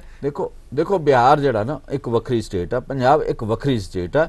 ਪੰਜਾਬ ਦੀ ਜਿਹੜੀ ਸਥਿਤੀ ਹੈ, ਇੱਕ ਬਾਰਡਰ ਸਟੇਟ ਆ ਨੰਬਰ 1, ਦੂਜਾ ਇਹ ਘੱਟ ਗਿਣਤੀ ਦੀ ਸਟੇਟ ਆ, ਤੀਜਾ ਭਾਸ਼ਾ ਦੇ ਤੌਰ ਤੇ ਵੀ ਘੱਟ ਗਿਣਤੀ ਦੇ ਵਿੱਚ। ਇਹ 3 ਤਰ੍ਹਾਂ ਦੀਆਂ ਜਿਹੜੀਆਂ ਇਹਦੀਆਂ ਵੱਖਰੇ ਪਾਣਾ ਹੈਗਾ। ਚੌਥਾ ਜਿਹੜਾ ਪੰਜਾਬ ਹੈ ਇਹ ਲੜਨ ਵਾਲਾ ਸਟੇਟ ਹੈ, ਜਿਹੜਾ ਮਤਲਬ ਆਪਣੀ ਅਣਖ ਦੇ ਉੱਪਰ ਲੜਦਾ ਹੈ। ਮਤਲਬ ਇਹ ਸਾਰੀਆਂ ਜਿਹੜੇ ਵਖਰੇਵੇਂ ਨੇ। ਪੰਜਵਾਂ ਜਿਹੜਾ ਕਿਸਾਨੀ ਦੇ ਅੰਦਰ ਜਿਹੜਾ ਤੌਖਲਾ ਸਭ ਤੋਂ ਵੱਡਾ ਡਰ ਆਇਆ ਵੀ ਅਸੀਂ ਜਿਹੜਾ ਮਾਲਕੀ ਤੋਂ ਜਿਹੜਾ ਉਹ ਮਜ਼ਦੂਰ ਬਣ ਜਾਾਂਗੇ, ਮਤਲਬ ਮਾਲਕ ਨਹੀਂ ਰਵਾਂਗੇ ਜਿਹੜੇ ਇਹਨਾਂ ਨੇ ਕਾਨੂੰਨ ਲਿਆਂਦੇ ਆ। ਇਹ ਬਹੁਤ ਵੱਡੀ ਪੱਧਰ ਤੇ ਗੱਲ ਕਿਸਾਨਾਂ ਦੇ ਵਿੱਚ ਹੈਗੀ ਆ। ਉਹਨਾਂ ਨੂੰ ਇਹ ਵੀ ਜੇ ਲੜਦੇ ਨਹੀਂਗੇ ਤਾਂ ਨਹੀਂ ਲੜਾਂਗੇ ਤਾਂ ਵੀ ਮਰਾਂਗੇ, ਤੇ ਇਸ ਕਰਕੇ ਜੇ ਬਿਨਾਂ ਲੜਿਆ ਮਰਨ ਨਾਲੋਂ ਚੰਗਾ ਇਹ ਹੈ ਲੜ ਕੇ ਮਰੋ, ਇਹਨਾਂ ਦੇ ਖਿਲਾਫ ਲੜਾਈ ਕਰੋ, ਸ਼ਾਇਦ ਕੁਝ ਪ੍ਰਾਪਤੀ ਕਰ ਲਈ ਜਾਵੇ। ਇਹ ਹਾਲਤ ਹੈ, ਇਹ ਗੱਲ ਪੂਰੀ ਕਿਸਾਨੀ ਦੇ ਵਿੱਚ ਗਈ ਹੈ। ਤੇ ਬੀਜੇਪੀ ਲੀਡਰਸ਼ਿਪ ਇਹ ਗੱਲ ਕਿਵੇਂ ਕਨਵੇ ਕਰੇਗੀ ਵੀ ਸਾਡੇ ਜਿਹੜੇ ਕਾਨੂੰਨ ਆ ਇਹ ਠੀਕ ਨੇ? ਪਰ ਜਿਵੇਂ ਅਜੇ ਵੀ 1.5 ਸਾਲ ਦਾ ਸਮਾਂ ਤਾਂ ਹੈਗਾ ਹੀ ਹੈ, ਜਿੰਦੇ ਚ ਉਹਨਾਂ ਨੇ ਜਿਸ ਤਰ੍ਹਾਂ ਹੁਣ ਇਹ ਟਾਰਗੇਟ ਹੀ, ਕਿਉਂਕਿ ਹੋਰ ਤਾਂ ਕੋਈ ਹੁਣ ਸੂਬਾ ਅੱਗੇ ਬੰਗਾਲ ਹੈ ਜਾਂ ਪੰਜਾਬ ਦੀਆਂ ਅੱਗੇ ਚੋਣਾਂ ਜਿੰਦੇ ਤੇ ਉਹਨਾਂ ਦੀ ਜ਼ਿਆਦਾਤਰ ਨਜ਼ਰ ਲੱਗੀ ਹੋਈ ਹੈ ਇਸ ਵੇਲੇ ਜਿਹੜੀ ਬੀਜੇਪੀ ਦੀ ਲੀਡਰਸ਼ਿਪ ਹੈ। ਤੇ ਜਿਸ ਤਰ੍ਹਾਂ ਇੱਥੋਂ ਦੀ ਲੀਡਰਸ਼ਿਪ ਜਿਸ ਤਰ੍ਹਾਂ ਕਹਿ ਰਹੀ ਹੈ, ਕਰ ਰਹੀ ਹੈ, ਜਾਂ ਜਿਸ ਤਰ੍ਹਾਂ ਉਹਨਾਂ ਨੇ ਹੁਣ ਕਿਸਾਨਾਂ ਨਾਲ ਗੱਲ ਕਰਵਾਉਣ ਦੇ ਲਈ ਆਪਣੇ ਚੈਨਲ ਜਿਹੜੇ ਉਹਨਾਂ ਦੇ ਰਾਹੀਂ ਸਾਰਾ ਕੁਝ ਕੀਤਾ, ਇਹ ਸਾਰੀਆਂ ਚੀਜ਼ਾਂ ਜਿਹੜੀਆਂ ਹੈਗੀਆਂ ਜੰਮੂ ਜੀ ਕਿਤੇ ਨਾ ਕਿਤੇ ਤਾਂ ਲੱਗਦਾ ਹੈ ਕਿ ਜੇ ਬੀਜੇਪੀ ਨੂੰ ਇਹ ਲੱਗਦਾ ਹੋਇਆ ਕਿ ਉਹ ਇਕੱਲੇ ਨਹੀਂ ਆਪਣਾ ਭਾਰ ਜੋਕ ਸਕਦੇ, ਤਾਂ ਹੋ ਸਕਦਾ ਕਿਸੇ ਪਾਰਟੀ ਨਾਲ ਫਿਰ ਤੋਂ ਵੀ ਜਿਹੜੀਆਂ ਕਈ ਇੱਥੇ ਹੋਰ ਪਾਰਟੀਆਂ ਉਹਨਾਂ ਨਾਲ ਗੱਠਜੋੜ ਵੱਲ ਵੀ ਵੱਧ ਸਕਦੇ ਆ। ਬਿਲਕੁਲ ਉਹਨਾਂ ਨੂੰ ਗੱਠਜੋੜ ਵੱਲ ਵਧਣਾ ਹੀ ਪੈਣਾ। ਗੱਠਜੋੜ ਤੋਂ ਬਿਨਾਂ ਉਹਨਾਂ ਦਾ ਇੱਥੇ ਕੰਮ ਚੱਲਣਾ ਨਹੀਂਗਾ। ਉਹ ਜੋ ਮਰਜ਼ੀ ਟਾਰਾ ਮਾਰੀ ਜਾਣ, ਮਤਲਬ ਗੱਲਬਾਤ ਉਹਨਾਂ ਨੂੰ ਕਰਨੀ ਪੈਣੀ ਆ, ਕਿਸੇ ਨਾ ਕਿਸੇ ਧਿਰ ਨੂੰ ਨਾਲ ਲੈਣਾ ਪੈਣਾ। ਇੰਡੀਪੈਂਡੈਂਟ ਉਹਨਾਂ ਨੇ ਪਹਿਲਾਂ ਵੀ ਚੋਣਾਂ ਲੜ ਕੇ ਦੇਖੀਆਂ, ਵੱਖ-ਵੱਖ ਦੌਰ ਤੋਂ ਲੜਦੇ ਰਹੇ। ਬੀਜੇਪੀ ਪਹਿਲੀ ਵਾਰੀ ਨਹੀਂ, ਪਹਿਲਾਂ ਠੀਕ ਹੈ ਜ਼ਿਆਦਾ ਹਲਕਿਆਂ ਤੇ ਨਹੀਂ ਲੜੇ, ਘੱਟ ਤੇ ਲੜਦੇ ਰਹੇ, ਪਰ ਉਦੋਂ ਵੀ ਉਹਨਾਂ ਦੀ ਪ੍ਰਾਪਤੀ ਜਿਹੜੀ ਆ ਉਹ ਸ਼ਹਿਰੀ ਹਲਕਿਆਂ ਤੱਕ ਹੀ ਲਿਮਟਿਡ ਰਹੀ। ਜਿਹੜਾ ਪੇਂਡੂ ਪੰਜਾਬ ਆ ਉਹਦੇ ਵਿੱਚ ਉਹਨਾਂ ਦੀ ਪ੍ਰੈਜ਼ੈਂਸ ਨਹੀਂ ਰਹੀ। ਇਸ ਵੇਲੇ ਵੀ ਪੇਂਡੂ ਪੰਜਾਬ ਦੇ ਵਿੱਚ ਉਹਨਾਂ ਦੀ ਪ੍ਰੈਜ਼ੈਂਸ ਨਹੀਂ ਹੈਗੀ। ਪੰਜਾਬ ਦੇ ਵਿੱਚ ਟੋਟਲ 117 ਸੀਟਾਂ ਨੇ, 117 ਦੇ ਵਿੱਚ ਮੈਜੋਰਟੀ ਜਿਹੜੀਆਂ ਸੀਟਾਂ ਜਿਹੜੀਆਂ 60% ਤੋਂ 65% ਤੱਕ ਅਜੇ ਵੀ ਪੇਂਡੂ ਆ। ਤੇ ਉਹ ਤੋਂ ਬਾਅਦ ਸੈਮੀ ਅਰਬਨ ਨੇ, ਅਰਬਨ, ਸੈਮੀ ਅਰਬਨ ਤੇ ਟੋਟਲ ਅਰਬਨ। ਇਸ ਕਰਕੇ ਪੇਂਡੂ ਪੰਜਾਬ ਦੇ ਵਿੱਚ ਜਿਹੜੀ ਪ੍ਰੈਜ਼ੈਂਸ ਜਿੰਨਾ ਚਿਰ ਉਹਨਾਂ ਦੀ ਨਹੀਂ ਬਣਦੀ ਉਹਨਾਂ ਚਿਰ ਜਿਹੜੀ ਹੈ ਖਾਬ ਖਿਆਲੀ ਤਾਂ ਹੋ ਸਕਦੀ ਹੈ। ਇਹ ਠੀਕ ਆ, ਉਹਨਾਂ ਦੇ ਟਾਰਗੇਟ ਬਣਾ ਲੈਣਗੇ, ਪੈਸੇ ਦੀ ਕੋਈ ਕਮੀ ਨਹੀਂ, ਸਾਰਾ ਕੁਝ ਸਰਕਾਰ ਹੈ। ਹੁੱਕ ਐਂਡ ਕਰੁੱਕ ਵਾਲਾ ਵੀ ਮਾਮਲਾ ਕਿਤੇ ਨਾ ਕਿਤੇ ਚੱਲੇਗਾ, ਬਿਹਾਰ 'ਚ ਹੋਇਆ ਹੀ ਹੈ। ਹਾਂਜੀ, ਤਾਂ ਇਸ ਕਰਕੇ ਤਰੀਕਾਕਾਰ ਹੋਏਗਾ। ਪਰ ਪੰਜਾਬ ਦੇ ਵਿੱਚ ਇਹ ਗੱਲ ਨੂੰ ਐਡੀ ਜਲਦੀ ਇੰਨੇ ਸੌਖੇ ਢੰਗ ਨਾਲ ਲਾਗੂ ਨਹੀਂ ਕੀਤਾ ਜਾ ਸਕਦਾ। ਹੁਣ ਜਿਹੜਾ ਰੋਹ ਦਾ ਮਾਮਲਾ, ਮੈਂ ਫਿਰ ਇੱਕ ਜਿਹੜੀ ਗੱਲ ਆ ਤੁਹਾਨੂੰ ਦੁਬਾਰਾ ਕਹਿਣਾ ਚਾਹੁੰਦਾ ਜੀ। ਮਤਲਬ ਹਰਿਆਣੇ ਦੇ ਵਿੱਚ ਇੱਕ ਸੀਟ ਸੀ, ਉੱਥੇ ਉਹਨਾਂ ਦੀ ਪਾਰਟੀ ਦੀ ਸਰਕਾਰ ਹੈ। ਇੱਕ ਹਿੱਸਾ ਜਿਹੜਾ ਜਨਨਾਇਕ ਜਨਤਾ ਪਾਰਟੀ ਦਾ, ਉਹ ਕਿਸਾਨੀ ਦਾ ਹਿੱਸਾ ਹੈ, ਉਹ ਕਿਸਾਨੀ ਦਾ ਦਾਅਵੇਦਾਰ ਹੈਗਾ। ਮਤਲਬ ਜਿਹੜੀ ਬੜੌਦਾ ਹਲਕੇ ਦੀ ਚੋਣ ਆ, ਜਿਹੜੀਆਂ ਆਮ ਚੋਣਾਂ ਸੀਗੀਆਂ ਉਹਦੇ ਚੋਂ 5000 ਨਾਲ ਹਾਰੇ ਸੀ, ਹੁਣ 10000 ਨਾਲ ਹਾਰ ਗਏ। ਜਦੋਂ ਕਿ ਜਿਮਨੀ ਚੋਣ ਜਿਹੜੀਆਂ ਲਗਭਗ ਸਰਕਾਰਾਂ ਜਿੱਤਦੀਆਂ, ਸਰਕਾਰਾਂ ਦੀਆਂ ਜਿਹੜੇ ਉਮੀਦਵਾਰ ਉਹ ਜਿੱਤਦੇ ਹੁੰਦੇ, ਇਹ 10000 ਨਾਲ ਜਿਹੜਾ ਹਾਰਨਾ ਇਹ ਇੰਡੀਕੇਟ ਕਰਦਾ ਵੀ ਕਿਸਾਨੀ ਜਿਹੜੀ ਹੈ ਵੱਡੇ ਪੱਧਰ ਤੇ ਜਿਹੜੀ ਆ ਬੀਜੇਪੀ ਦੇ ਖਿਲਾਫ ਹੋ ਚੁੱਕੀ ਹੈ। ਭਾਵੇਂ ਪੰਜਾਬ ਆ, ਹਰਿਆਣਾ, ਭਾਵੇਂ ਦੂਜੇ ਸੂਬਿਆਂ ਦੇ ਉਹ ਜਤਨ ਕਰ ਰਹੇ। ਪਰ ਜੰਮੂ ਜੀ ਇਸ ਗੱਲ ਤੋਂ ਇੱਕ ਗੱਲ ਤਾਂ ਸੰਕੇਤ ਜਿਸ ਤਰ੍ਹਾਂ ਦੇ ਆ ਰਹੇ ਆ ਕਿ ਕਿਤੇ ਨਾ ਕਿਤੇ ਜਿਹੜੀ ਕਿਸਾਨ ਜਥੇਬੰਦੀਆਂ ਨਾਲ ਪੰਜਾਬ ਦੀਆਂ ਨਾਲ ਗੱਲਬਾਤ ਸ਼ੁਰੂ ਹੋਈ ਹੈ ਕਿ ਕੇਂਦਰ ਜ਼ਰੂਰ ਜੇ ਉਹਨਾਂ ਨੇ ਇੱਥੇ ਲੜਨ ਦਾ ਤਹਈਆ ਕੀਤਾ ਹੈ ਤੇ ਉਹਨਾਂ ਨਾਲ ਵੀ ਕੋਈ ਨਾ ਕੋਈ ਨਿਬੇੜਾ ਕਰਨ ਵਾਲ ਤਾਂ ਵਧ ਹੀ ਰਿਹਾ ਹੋਏਗਾ ਨਾ ਕਿਸੇ ਥਾਂ ਤੇ। ਗੱਲ ਤਾਂ ਦੇਖੋ, ਦੋ ਗੱਲਾਂ ਦੇ ਉੱਪਰ ਗੱਲ ਜਿਹੜੀ ਆਉਣੀ ਸ਼ੁਰੂ ਹੋ ਗਈ ਆ। ਇੱਕ ਤਾਂ MSP ਡਿਕਲੇਅਰ ਕੀਤੀ ਜਾਏਗੀ, ਦੂਜਾ ਇਹ ਆ ਵੀ ਇਹਨਾਂ ਨੂੰ ਕਣਕ ਤੇ ਝੋਨੇ ਦੀ ਖਰੀਦ ਕਰਨ ਦਾ ਉਹਨਾਂ ਨੇ ਮਨ ਬਣਾਉਣਾ ਸ਼ੁਰੂ ਕਰਤਾ ਵੀ ਇਹ ਬਣਾਓ, ਚੋਣਾਂ ਲੜੋ, ਉਹ ਤੋਂ ਬਾਅਦ ਦੇਖ ਲਾਂਗੇ, 2-3 ਸਾਲ 4 ਸਾਲ ਚੱਲਦਾ, 3 ਸਾਲ ਚਲਾਓ। ਇਸ ਪਾਸੇ ਵੱਲ ਨੂੰ ਬੀਜੇਪੀ ਦੀ ਲੀਡਰਸ਼ਿਪ ਵਧਣਾ ਚਾਹੁੰਦੀ ਹੈ ਜੀ। ਹੁਣ ਇਹ ਕਿਸਾਨ ਜਥੇਬੰਦੀਆਂ ਦੇ ਉੱਪਰ ਨਿਰਭਰ ਕਰੇਗਾ ਉਹ ਕਿਹੜੀ ਗੱਲ ਕਿੱਥੋਂ ਤੱਕ ਕਰਦੇ ਆ। ਮਤਲਬ ਉਹ ਇਕੱਲੇ ਇਸ ਗੱਲ ਨਾਲ ਮਤਲਬ ਸਹਿਮਤ ਹੋ ਕੇ ਬਿਜਲੀ ਜਿਹੜੇ ਬਾਕੀ ਐਕਟ ਹੈ ਜਿਹੜਾ ਕੰਟਰੈਕਟ ਫਾਰਮਿੰਗ ਆ ਉਹਦੇ ਤੇ ਕੀ ਕਰਦੇ ਆ, ਉਹਦੇ ਤੇ ਵੀ ਸੌਖਾ ਕੋਈ ਬਹੁਤ ਔਖਾ ਨਹੀਂਗਾ। ਉਹਦੇ ਵਿੱਚ ਜਿਹੜਾ ਪੰਜਾਬ ਸਰਕਾਰ ਨੇ ਕੀਤਾ ਵੀ ਜਿੱਥੇ SDM DC ਹੈ, ਡਿਪਟੀ ਕਮਿਸ਼ਨਰ, ਉਹਦੇ ਨਾਲ ਕੋਰਟਾਂ ਦਾ ਮਾਮਲਾ ਪਾ ਦੇਣਗੇ ਵੀ ਕੋਰਟਾਂ 'ਚ ਕੇਸ ਚੱਲਦੇ ਰਹਿਣ, ਮਤਲਬ ਲਟਕਦਾ ਰਹੇ ਮਾਮਲਾ। ਇਹਦੇ 'ਚ ਬਹੁਤ ਵੱਡਾ ਕੋਈ ਨਹੀਂਗਾ, ਪਰ ਜਿਸ ਕਿਸਮ ਦਾ ਪ੍ਰਧਾਨ ਮੰਤਰੀ ਦਾ ਐਟੀਟਿਊਡ ਹੈ ਉਹਦੇ ਕਰਕੇ ਲੱਗਦਾ ਹੈ ਕਈ ਵਾਰੀ ਵੀ ਇਹ ਗੱਲ ਸਿਰੇ ਚੜੇਗੀ ਜਾਂ ਨਹੀਂ ਚੜੇਗੀ। ਪ੍ਰਧਾਨ ਮੰਤਰੀ ਦਾ ਐਟੀਟਿਊਡ ਚੋਣਾਂ ਬਾਰੇ ਤਾਂ ਬੜਾ ਪੋਜ਼ਿਟਿਵ ਹੀ ਹੁੰਦਾ ਨਾ, ਜਿੱਥੇ ਚੋਣਾਂ ਹੋਣ ਉੱਥੇ ਤਾਂ ਉਹ ਸਾਰਾ ਕੁਝ ਕਰਨ ਨੂੰ ਤਿਆਰ ਹੋ ਜਾਂਦੇ। ਜਿਵੇਂ ਬਿਹਾਰ ਵਾਲਿਆਂ ਨੇ ਜਾ ਕੇ ਉਹਨੂੰ ਪੁੱਛਦੇ ਸੀ ਪਰ ਬਿਹਾਰ ਨੂੰ ਕਿੰਨੇ ਦਾ ਪੈਕੇਜ ਦਈਏ, 50,000 ਕਰੋੜ ਦਾ, ਲੱਖ ਦਾ, 1.25 ਲੱਖ ਕਰੋੜ ਦਾ। ਸੋ ਉੱਥੇ ਜਿੱਥੇ ਚੋਣ ਲੜਨ ਦਾ ਮਾਮਲਾ ਹੁੰਦਾ ਉੱਥੇ ਤਾਂ ਉਹਨਾਂ ਦਾ ਵਤੀਰਾ ਜਿਹੜਾ ਬਦਲ ਜਾਂਦਾ ਹੈ ਨਾ। ਨਹੀਂ, ਵਤੀਰਾ ਬਦਲ ਜਾਂਦਾ, ਇੱਥੇ ਪ੍ਰੈਕਟੀਕਲੀ ਜਿਹੜਾ ਕਰਨਾ ਪਏਗਾ ਕੁਝ ਨਾ ਕੁਝ। ਅਦਰਵਾਈਜ਼ ਇਹਨਾਂ ਦਾ ਜਿਹੜਾ ਮਿਸ਼ਨ, ਜਿਹੜਾ JP ਨੱਡਾ ਦਾ ਮਿਸ਼ਨ ਆ, ਮੇਰੇ ਨੂੰ ਲੱਗਦਾ ਉਹ ਸਿਰੇ ਚੜੇ। ਇਸ ਕਰਕੇ ਸਭ ਤੋਂ ਪਹਿਲਾਂ ਜੋ ਪੰਜਾਬ ਦੇ ਵਿੱਚ ਇਹਨਾਂ ਨੇ ਗਲਤ ਕੀਤਾ ਖੇਤੀ ਕਾਨੂੰਨਾਂ ਰਾਹੀਂ ਜਾਂ ਜਿਸ ਕਿਸਮ ਦਾ ਇਹ ਹੁਣ ਕਹਿ ਰਿਹਾ ਵੀ ਸਾਰੇ ਦੇਸ਼ ਦੇ ਵਿੱਚ ਅਸੀਂ ਕਰ ਦਿਆਂਗੇ ਵੀ MSP ਸਾਰੇ ਦੇਸ਼ ਦੇ ਵਿੱਚ ਦਿੱਤੀ ਜਾਵੇ, ਪੰਜਾਬ ਨੂੰ ਤਾਂ ਫਿਰ 2% ਹੀ ਆਏਗੀ ਕਿਉਂਕਿ ਆਬਾਦੀ ਦੇ ਅਨੁਪਾਤ ਆਏਗੀ। ਮਤਲਬ ਇਹ ਗੱਲ ਮੈਂ ਕਿਹਾ ਮੇਰੀ ਇਹ ਗੱਲ ਵੀ ਤੁਸੀਂ ਪੰਜਾਬ ਨੂੰ ਸਜ਼ਾ ਦੇਣਾ ਚਾਹੁੰਦੇ ਹੋ ਜਿਨ੍ਹਾਂ ਦੇਸ਼ ਨੂੰ ਕਣਕ ਝੋਨੇ ਅਨਾਜ ਦੇ ਖੇਤਰ ਦੇ ਵਿੱਚ ਆਤਮ ਨਿਰਭਰ ਪਾਇਆ, ਆਪਣੀ ਜਿਹੜੀ ਜ਼ਮੀਨ ਆ ਉਹ ਤਬਾਹ ਕਰ ਲਈ, ਉਹਦੀ ਜਿਹੜੀ ਸਿਹਤ ਹੈ ਉਹਨੂੰ ਖਰਾਬ ਕਰ ਲਿਆ, ਪਾਣੀ ਹੇਠਾਂ ਤੱਕ ਚਲੇਗਾ, ਡੀਪ ਹੋ ਗਿਆ। ਮਤਲਬ ਮੈਂ ਕਿਹਾ ਇਹ ਸਿਲਾ ਪੰਜਾਬ ਨੂੰ ਮਿਲੇਗਾ, ਮਤਲਬ ਇਹਦਾ ਕੋਈ ਜਵਾਬ ਨਹੀਂਗਾ, ਫਿਰ ਦੇਸ਼ 'ਚ ਐਵੇਂ ਹੋ ਜਾਏਗਾ। ਮਤਲਬ ਆਬਾਦੀ ਦੇ ਜਿਹੜਾ ਉਹ ਪਾਸੇ ਵੱਲ ਨੂੰ BJP ਜਾਣਾ ਚਾਹੁੰਦੀ ਹੈ ਪਰ ਰਸਤਾ ਜਿਹੜਾ ਉਸ ਪਾਸੇ ਵੱਲ ਨੂੰ ਵੀ ਨਹੀਂ ਨਿਕਲੇਗਾ। ਇਸ ਕਰਕੇ ਪੰਜਾਬ ਨਾਲ ਕਿਤੇ ਨਾ ਕਿਤੇ ਇਨਸਾਫ ਕਰਨਾ ਪਏਗਾ। ਪੰਜਾਬ ਨਾਲ ਬੇਇਨਸਾਫੀ ਕਰਦਿਆਂ ਤੁਸੀਂ ਦੋ ਹੋਰ ਸੂਬਿਆਂ ਨਾਲ ਬੇਇਨਸਾਫੀ ਕਰ ਰਹੇ ਆ, ਇਸ ਕਰਕੇ ਇਸ ਮਾਮਲੇ ਦਾ ਕੋਈ ਨਾ ਕੋਈ ਵੇ ਆਊਟ ਕੱਢਣਾ ਚਾਹੀਦਾ, ਕੱਢ ਲੈਣਾ ਚਾਹੀਦਾ। ਇਹ ਵੀ ਜਿਵੇਂ ਚਰਚਾ ਤਾਂ ਆ ਹੀ ਰਹੀ ਹੈ, ਅੱਜ ਅਖਬਾਰਾਂ 'ਚ ਵੀ ਕੁਝ ਥਾਵਾਂ ਤੇ ਖਬਰਾਂ ਵੀ ਲੱਗੀਆਂ ਕਿ ਹੋ ਸਕਦਾ ਹੈ ਕਿ ਜਿਹੜੀ ਅਗਲਾ ਗੱਲਬਾਤ ਦਾ ਗੇੜ ਹੋਣਾ ਕਿਸਾਨ ਜਥੇਬੰਦੀਆਂ ਨਾਲ, ਉਸ ਦੇ ਵਿੱਚ ਬਕਾਇਦਾ ਜਿਹੜੀ ਹੈਗੀ ਹੈ ਕੇਂਦਰ ਸਰਕਾਰ ਉਸ ਤੋਂ ਪਹਿਲਾਂ ਮਾਲ ਗੱਡੀਆਂ ਚਲਾ ਦੇਵੇ। ਅਸੀਂ ਤਾਂ ਪਹਿਲਾਂ ਤੋਂ ਕਹਿੰਦੇ ਚਲਾਉਣੀਆਂ ਚਾਹੀਦੀਆਂ, ਹੁਣ ਤੱਕ ਚੱਲ ਪੈਣੀਆਂ ਚਾਹੀਦੀਆਂ ਸੀਗੀਆਂ। ਬਹੁਤ ਨੁਕਸਾਨ ਹੋ ਚੁੱਕਾ, ਰੋਜ਼ ਨੁਕਸਾਨ ਹੋ ਰਿਹਾ, ਮਤਲਬ ਜਿਹੜੀ ਇੱਥੋਂ ਦੀ ਇੰਡਸਟਰੀ ਆ ਉਹਨੂੰ ਨੁਕਸਾਨ ਪਹੁੰਚ ਰਿਹਾ, ਉਹ ਡਿਸਟਰੋਏ ਹੋ ਰਹੀ ਆ। 30 ਕਰੋੜ ਤੋਂ ਵੱਧ ਦਾ ਰੋਜ਼ਾਨਾ ਨੁਕਸਾਨ ਹੈ। ਨਹੀਂ ਨੁਕਸਾਨ ਹੋ ਰਿਹਾ, ਹੌਜਰੀ ਸਾਰੀ ਫਸੀ ਹੋਈ, ਇੰਨੀ ਬਰਫ਼ ਪੈ ਗਈ ਹੈ ਮਤਲਬ ਪਹਾੜਾਂ ਦੇ ਵਿੱਚ, ਮਤਲਬ 1 ਫੁੱਟ ਤੋਂ ਲੈ ਕੇ ਦਾ ਪੂਰਾ ਮੌਸਮ 3 ਫੁੱਟ ਤੱਕ ਬਰਫ਼ ਪੈ ਗਈ ਹੈ। ਉਹਨਾਂ ਨੂੰ ਜਿਹੜੇ ਸਵੈਟਰ ਆ, ਜਿਹੜੇ ਗਰਮ ਕੱਪੜੇ ਆ ਹੋਣ ਚਾਹੀਦੇ ਆ। ਉਹਨਾਂ ਨੇ ਈਦ ਤੋਂ ਬਾਅਦ ਤੰਬਾ ਫੂਕਣਾ, ਮਤਲਬ ਤੁਸੀਂ ਗੱਡੀਆਂ ਜਦੋਂ ਠੰਡ ਦਾ ਸੀਜ਼ਨ ਸ਼ੁਰੂ ਹੋ ਚੁੱਕਾ ਉਦੋਂ ਸ਼ੁਰੂ ਕਰ ਦੇਣੇ ਚਾਹੀਦੇ। ਮਤਲਬ ਅਜੇ ਵੀ ਲੇਟ ਹੈ, ਇਹ ਅੱਜ ਸ਼ਾਮ ਤੱਕ ਚੱਲ ਪੈਣੀਆਂ ਚਾਹੀਦੀਆਂ ਗੱਡੀਆਂ। ਗੱਲਬਾਤ 21 ਨੂੰ ਹੋਣੀ ਆ, ਇਸ ਕਰਕੇ ਗੱਡੀਆਂ ਚਲਾਉਣੀਆਂ ਚਾਹੀਦੀਆਂ। ਇਹਦੇ 'ਚ ਕਿਹਦੀ ਵੇਟ ਕਰਨੀ, ਕਿਹਦੀ ਪਰਮਿਸ਼ਨ ਲੈਣੀ ਹੈ ਕੇਂਦਰ ਨੇ? ਚਲੋ ਦੇਖਦੇ ਹਾਂ ਜੰਮੂ ਜੀ, ਇਹ ਸਾਰੀ ਸਥਿਤੀ ਜਿਹੜੀ ਆਪਾਂ ਡਿਸਕਸ ਕੀਤੀ ਹੈ, ਜਿੰਦੇ ਤੇ ਚਰਚਾ ਕੀਤੀ ਹੈ ਕਿ ਭਾਰਤੀ ਜਨਤਾ ਪਾਰਟੀ ਨੇ ਇਹ ਐਲਾਨ ਤਾਂ ਕਰਤਾ ਔਰ ਉਹਦੇ ਤੇ ਉਹਨੇ ਆਪਣੇ ਜਿਹੜੇ ਆਗੂ ਹੈ ਉਹਨਾਂ ਦੀਆਂ ਡਿਊਟੀਆਂ ਵੀ ਲਾਤੀਆਂ ਤੇ ਜਥੇਬੰਦਕ ਢਾਂਚੇ ਨੂੰ ਮਜ਼ਬੂਤ ਕਰਨ ਦੀ ਜਿਹੜੀ ਗੱਲ ਉਹਨਾਂ ਨੇ ਕਰ ਵੀ ਲਈ ਹੈ। ਪਰ ਦੂਸਰੇ ਪਾਸੇ ਅਸੀਂ ਦੇਖਦੇ ਹਾਂ ਕਿ ਜਿਸ ਤਰ੍ਹਾਂ ਪਹਿਲਾਂ ਸ਼੍ਰੋਮਣੀ ਅਕਾਲੀ ਦਲ ਨਾਲ ਗੱਠਜੋੜ ਸੀਗਾ ਤੇ ਸ਼੍ਰੋਮਣੀ ਅਕਾਲੀ ਦਲ ਵੀ ਬੜਾ ਚੁਣੌਤੀਆਂ ਭਰਾ ਜਿਹੜਾ ਇਹ ਸਾਲ ਜਿਹੜਾ ਸ਼ੁਰੂ ਹੋਇਆ, ਕਿਉਂਕਿ ਸ਼੍ਰੋਮਣੀ ਕਮੇਟੀ ਜਿਹੜੀ ਹੈ ਉਸ ਦੇ ਸਥਾਪਨਾ ਜਿਹੜੀ ਸ਼ਤਾਬਦੀ ਹੈਗੀ ਆ, ਵਰਾ ਹੈਗਾ, ਉਹ ਸ਼ੁਰੂ ਹੋ ਗਿਆ ਤੇ ਅੱਜ ਉੱਥੇ ਜਸ਼ਨ ਵੀ ਹੋ ਰਿਹਾ, ਸਮਾਗਮ ਵੀ ਹੋ ਰਹੇ ਆ ਸ਼੍ਰੀ ਹਰਿਮੰਦਰ ਸਾਹਿਬ ਦੇ ਵਿੱਚ ਸ਼੍ਰੋਮਣੀ ਗੁਰਦੁਆਰਾ ਪ੍ਰਬੰਧਕ ਕਮੇਟੀ ਵੱਲੋਂ ਜਿਹੜੇ ਸ਼ੁਰੂ ਕੀਤੇ ਗਏ ਆ। ਤੇ ਉੱਥੇ ਵਾਦ ਵਿਵਾਦ, ਜਿਸ ਤਰ੍ਹਾਂ ਜਿਹੜੇ ਸਰੂਪ ਲਾਪਤਾ ਹੋਣ ਦਾ ਵਿਵਾਦ ਹੈ, ਹੋਰ ਘੁਟਾਲੇ ਹੈ, ਬਰਗਾੜੀ ਕਾਂਡ ਹੈ, ਕਈ ਕੁਛ ਹੈ ਜਿਹੜਾ ਸ਼੍ਰੋਮਣੀ ਕਮੇਟੀ ਨੂੰ ਜਿਨ੍ਹਾਂ ਚੁਣੌਤੀਆਂ ਦਾ, ਜਿਨ੍ਹਾਂ ਵਿਵਾਦਾਂ ਦਾ ਸਾਹਮਣਾ ਕਰਨਾ ਪੈ ਰਿਹਾ। ਪਰ ਅਸੀਂ ਨਾਲ ਜੰਮੂ ਜੀ ਇਹ ਵੀ ਦੇਖਦੇ ਹਾਂ ਕਿ ਦੂਸਰੇ ਪਾਸੇ ਜਿਹੜੇ ਇੱਥੇ ਤਾਂ ਬਾਦਲ ਦਾ ਜਿਹੜਾ ਪਰਿਵਾਰ ਹੈ ਜਾਂ ਬਾਦਲ ਦਲ ਹੈ ਜਿਹੜਾ ਉਹ ਕਾਬਜ ਹੈਗਾ, ਦੂਸਰੇ ਪਾਸੇ ਜਿਹੜੇ ਦੂਸਰੇ ਸਾਰੇ ਦਲ ਹੈਗੇ ਉਹਨਾਂ ਨੇ ਇਕੱਠੇ ਹੋ ਕੇ ਕੱਲ ਜਲੰਧਰ 'ਚ ਇੱਕ ਸੈਮੀਨਾਰ ਕੀਤਾ ਔਰ ਉੱਥੇ ਜਿਹੜੇ ਸਿੱਖ ਬੁੱਧੀਜੀਵੀ ਬੋਲੇ ਆ, ਬਾਕੀ ਆਗੂ ਬੋਲੇ ਆ, ਉਹਨਾਂ ਨੇ ਬਕਾਇਦਾ ਸੱਦਾ ਦਿੱਤਾ ਹੈ ਕਿ ਸ਼੍ਰੋਮਣੀ ਕਮੇਟੀ ਨੂੰ ਸਿੱਖ ਸਿਆਸਤਦਾਨਾਂ ਤੋਂ ਮੁਕਤ ਕਰਾਉਣ ਦਾ ਵੇਲਾ ਆ ਗਿਆ।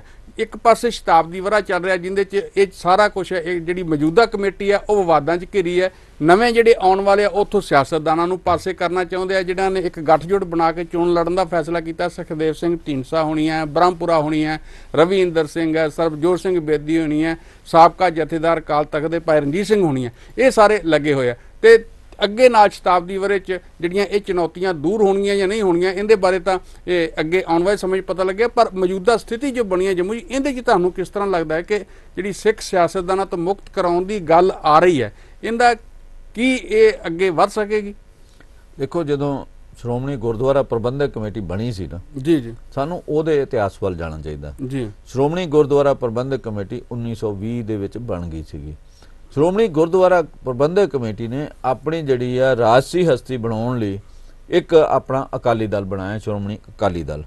ਅਲਟੀਮੇਟਲੀ ਇਨ ਦਾ ਡਿਊ ਕੋਰਸ ਜਿਹੜਾ ਨਾ ਉਹ ਸ਼੍ਰੋਮਣੀ ਅਕਾਲੀ ਦਲ ਜਿਹੜਾ ਉਹ SGPC ਤੇ ਭਾਰੂ ਹੋ ਗਿਆ।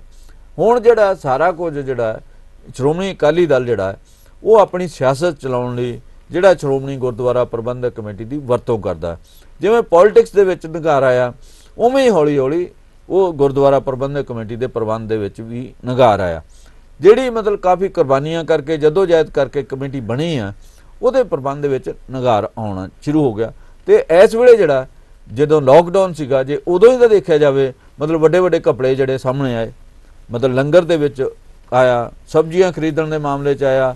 ਜਦੋਂ ਸ਼ਤਾਬਦੀ ਜਿਹੜਾ ਪਿਛਲੇ ਸਾਲ ਬਾਬੇ ਨਾਨਕ ਦਾ ਜਿਹੜਾ ਇਹ 550ਵਾਂ ਜਨਮ ਦਿਨ ਸੀਗਾ, ਪ੍ਰਕਾਸ਼ ਉਤਸਵ ਸੀਗਾ, ਉਦੋਂ ਟੈਂਟ ਲਾਉਣ ਦੇ ਮਾਮਲੇ ਨੂੰ ਜਿਹੜਾ ਉਹਦਾ ਮਾਮਲਾ ਵੀ ਸਾਹਮਣੇ ਆ ਵੀ ਕਿੰਨੇ ਕਰੋੜਾਂ ਦਾ ਮਾਮਲਾ ਹੋਇਆ। ਇਹ ਸਾਰੇ ਮਾਮਲੇ ਜਿਹੜੇ ਵਾਰੋ ਵਾਰੀ ਆ ਰਹੇ ਆ ਤੇ ਸ਼੍ਰੋਮਣੀ ਗੁਰਦੁਆਰਾ ਪ੍ਰਬੰਧਕ ਕਮੇਟੀ ਨੂੰ ਕਈ ਕਿਸਮ ਦੇ ਜਿਹੜੇ ਚੁਣੌਤੀਆਂ ਦਾ ਸਾਹਮਣਾ ਕਰਨਾ ਪੈ ਰਿਹਾ। ਹੁਣ ਵੀ ਅੱਜ ਵੀ ਜਦੋਂ ਸਮਾਗਮ ਚੱਲ ਰਿਹਾ, ਚਾਹੀਦਾ ਤਾਂ ਇਹ ਸੀਗਾ ਜਿਹੜੇ ਸ਼੍ਰੋਮਣੀ ਗੁਰਦੁਆਰਾ ਪ੍ਰਬੰਧਕ ਕਮੇਟੀ ਦੇ ਮੈਂਬਰ ਸੀਗੇ, ਜਿਹੜੇ ਵਿਰੋਧੀ ਰਾਏ ਰੱਖਣ ਵਾਲੇ, ਉਹਨਾਂ ਨੂੰ ਵੀ ਉੱਥੇ ਸਮਾਂ ਦਿੱਤਾ ਜਾਂਦਾ। ਜਿੰਨੇ ਅਕਾਲੀ ਦਲ ਉਹਨਾਂ ਨੂੰ ਲੱਗਦਾ ਸੱਦਿਆ ਹੀ ਨਹੀਂ ਗਿਆ, ਉਹਨਾਂ ਨੂੰ ਵੀ ਬੁਲਾਇਆ ਜਾਂਦਾ। ਉਹਨਾਂ ਦੇ ਵੀ ਭਾਵੇਂ ਤਲਖ ਵਿਚਾਰ ਹੁੰਦੇ, ਵਿਰੋਧੀ ਵਿਚਾਰ ਹੁੰਦੇ, ਜਿਵੇਂ ਵੈਸੇ ਵੀ ਸ਼੍ਰੋਮਣੀ ਕਮੇਟੀ ਇੱਕ ਜਮਹੂਰੀ ਸੰਸਥਾ ਸੀਗੀ ਉੱਥੇ। ਹਾਂ, ਉਹਦੇ ਵਿੱਚ ਉਹ ਵਿਚਾਰ ਆਉਂਦੇ, ਉਹਨਾਂ ਦੇ ਵਿਚਾਰਾਂ ਦੇ ਵਿੱਚ ਜੇ ਕੋਈ ਸਚਾਈ ਲੱਗਦੀ, ਕੋਈ ਸਹੀ ਗੱਲ ਲੱਗਦੀ ਤਾਂ ਉਹਨੂੰ ਅਡਾਪਟ ਕਰਨ ਦੀ ਲੋੜ ਸੀਗੀ। ਹੁਣ ਜਿਵੇਂ ਪਾਵਨ ਸਰੂਪਾਂ ਦੇ ਮਾਮਲੇ ਦੇ ਉੱਪਰ ਹੈ, ਮਤਲਬ ਉਹਦੇ ਉੱਪਰ ਕੋਈ ਇਨਸਾਫ ਨਹੀਂ ਹੋ ਰਿਹਾ।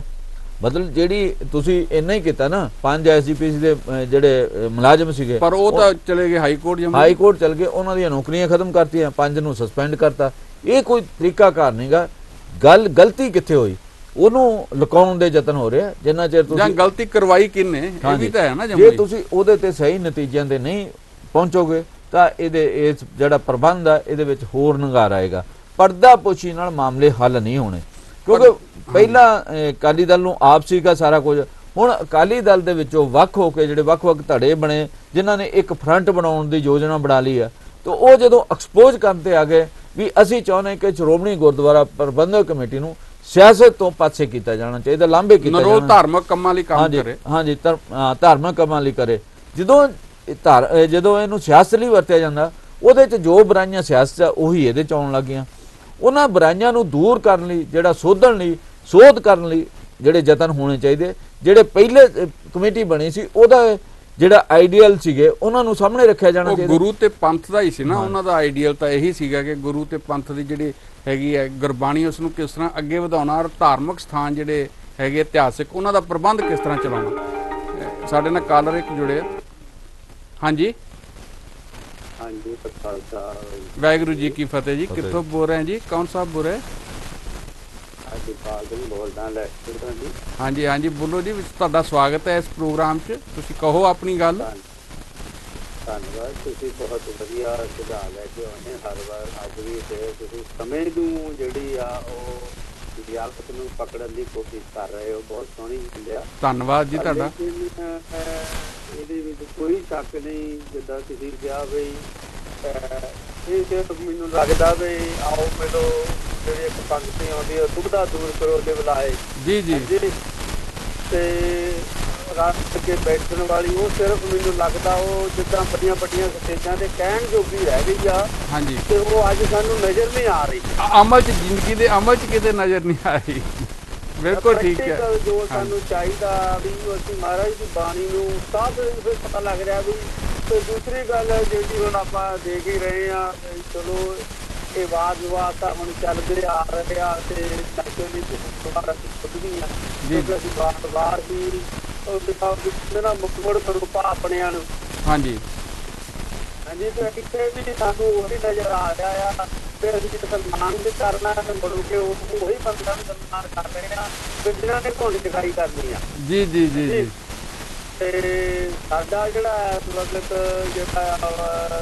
ਜਿਹੜਾ ਸ਼੍ਰੋਮਣੀ ਜਿਹੜਾ ਆ ਪੰਥ ਆ, ਜਿੱਦਾਂ ਕਿ ਤੁਸੀਂ ਦੱਸਿਆ ਕਿ ਜਿਹੜੇ ਹੁਣ ਪਿਛਲੇ ਦਿਨੀ ਵੀ ਬਾਹਰ ਵੀ ਧਰਨੇ ਲਾਏ ਬੈਠੇ ਆ, ਜਾਂ ਜਿਨ੍ਹਾਂ ਨੇ ਸਰੂਪਾਂ ਦੀ ਗੱਲ ਕੀਤੀ ਆ, ਜੀ ਜੀ, ਉਹਨਾਂ ਨੂੰ ਵੀ ਜੇ ਨਾਲ ਲੈ ਕੇ ਆਉਂਦੇ ਤੇ ਮੈਨੂੰ ਲੱਗਦਾ ਵੀ ਕਿਉਂਕਿ ਉਹ ਵੀ ਕਿਤੇ ਨਾ ਕਿਤੇ ਕਿਸੇ ਦਿਨ ਉਹ ਵੀ ਇਸ ਸ਼੍ਰੋਮਣੀ ਦੇ ਮੈਂਬਰ ਸੀਗੇ। ਬਿਲਕੁਲ ਬਿਲਕੁਲ ਠੀਕ ਹੈ। ਇਹ ਗੱਲ ਆ, ਦੇਖੋ ਜੀ, ਭਰਾਵਾਂ ਦੇ ਵਿੱਚ ਬਖਰੇਵੇਂ ਪੈਂਦੇ ਆ ਜੀ। ਇਹਦਾ ਮਤਲਬ ਇਹ ਨਹੀਂ ਹੁਣ ਜੇ ਸ਼ਰੀਕਾ ਖੜ ਗਿਆ ਤੇ ਹੁਣ ਡਾਂਗਾ ਮਾਰ ਲਈਏ, ਸ਼ਰੀਕੇ ਤੋਂ ਬਿਨਾਂ ਬਰਾਤ ਵੀ ਸਜਦੀ ਨਹੀਂ। ਬਿਲਕੁਲ ਠੀਕ ਹੈ ਜੀ, ਬਿਲਕੁਲ ਠੀਕ ਹੈ ਭਾਈ ਸਾਹਿਬ। ਹਾਂਜੀ, ਤੇ ਹੁਣ ਸਾਨੂੰ ਇੰਜ ਕਰਨਾ ਚਾਹੀਦਾ ਬਈ ਮਹਾਰਾਜ ਅੱਗੇ ਸਾਰਿਆਂ ਨੂੰ ਰਲ ਮਿਲ ਕੇ ਅਰਦਾਸ ਬੇਨਤੀ ਕਰੀਏ ਬਈ ਭਾਈ ਛੋਲੇ ਪੂਰੀਆਂ ਆਪਣਿਆਂ ਨੂੰ ਨਾ ਖਿਲਾਓ ਜਾਓ, ਠੀਕ ਹੈ, ਬਾਕੀਆਂ ਨੂੰ ਵੀ ਖਿਲਾਓ। ਠੀਕ ਹੈ ਭਾਈ ਸਾਹਿਬ, ਤੁਹਾਡਾ ਧੰਨਵਾਦ। ਸਾਡੇ ਕੋਲ ਟਾਈਮ ਥੋੜਾ ਹੁੰਦਾ, ਪਰ ਇਸ ਤਰ੍ਹਾਂ ਹੀ ਸਾਡੇ ਨਾਲ ਵਾਹਿਗੁਰੂ ਜੀ ਇਸ ਤਰ੍ਹਾਂ ਹੀ ਜੁੜਦੇ ਰਿਹਾ ਕਰੋ ਸਾਡੇ ਨਾਲ, ਬੜਾ ਚੰਗਾ ਲੱਗਦਾ ਜਦੋਂ ਤੁਸੀਂ। ਹਾਂਜੀ ਬਿਲਕੁਲ ਜੀ, ਕੋਸ਼ਿਸ਼ ਕਰਾਂਗੇ। ਠੀਕ, ਧੰਨਵਾਦ ਧੰਨਵਾਦ ਜੀ। ਹਾਂਜੀ ਜਮੂ ਤੁਸੀਂ ਕਹਿ ਰਹੇ ਸੀ। ਇੱਥੇ ਹੁਣ ਅਸੀਂ ਆਪਣੀ ਗੱਲਬਾਤ ਨੂੰ ਸਮਾਪਤ ਕਰਾਂਗੇ, ਕਿਉਂਕਿ ਸਾਡਾ ਜਿਹੜਾ ਇੱਥੇ ਹੁਣ ਸ਼ੋਅ ਦਾ ਸਮਾਂ ਹੈਗਾ ਉਹ ਖਤਮ ਹੋ ਰਿਹਾ ਹੈ ਤੇ ਅਸੀਂ ਫੇਰ ਕੱਲ ਤੁਹਾਡੇ ਨਾਲ ਹੋਰ ਨਵੇਂ ਵਿਸ਼ੇ ਲੈ ਕੇ ਨਵੇਂ ਸਵਾਲ ਲੈ ਕੇ ਫਿਰ ਜੁੜਾਂਗੇ। ਤੇ ਹੁਣ ਸਾਨੂੰ ਦਿਓ ਆਗਿਆ। ਤੁਹਾਡਾ ਸਭ ਦਾ ਬਹੁਤ ਬਹੁਤ ਧੰਨਵਾਦ ਔਰ ਬਾਕੀ ਦੇ ਪ੍ਰੋਗਰਾਮਾਂ ਨਾਲ ਸਾਡਿਆਂ ਨਾਲ ਇਸ ਤਰ੍ਹਾਂ ਹੀ ਜੁੜੇ ਰਹੋ।